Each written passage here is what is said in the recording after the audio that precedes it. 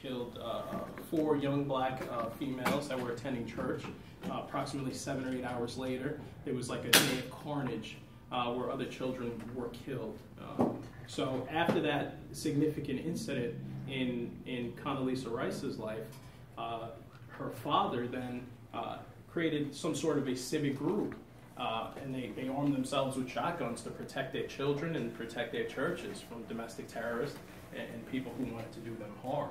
So when we talk about guns and violence, we're not talking about restricting the rights of people to access firearms to protect their homes and to protect their families. We're talking about something that's more specific and that deals with many different parameters. You pretty much, everyone addressed my next question I was going to ask. What comes to mind when you hear gun violence? Now, let's talk about mass shootings. Mass shootings is an incident involving multiple victims of fire-related violence.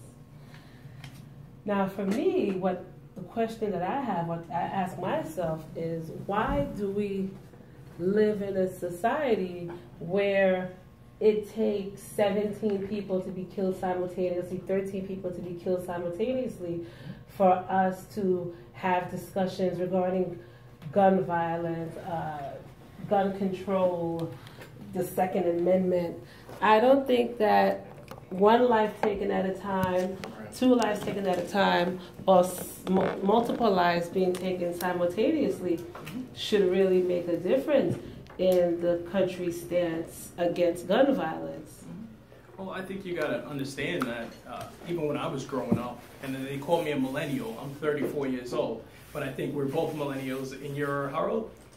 19. 19. So we're both millennials. Right? So, you know, you're 19, I'm 34, but when I grew up, it was a different time period, and you know, correct me if I'm wrong, but when I was growing up, we used to watch the Looney Tunes, and the Looney Tunes, every 10 seconds, a character was being violence. Shot, right? They were being shot with a shotgun, and Bugs Bunny would get a shot, and his head would spin around, and I don't believe that was the same in your time period growing up, was it?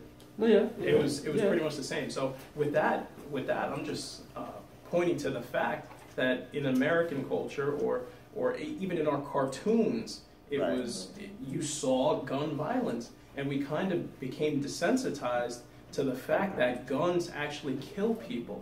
So now we're dealing with a generation, a population of folks that might not have the same kind of value for life or the same kind of respect for guns as other generations did, because we saw it in cartoons all the time. Right.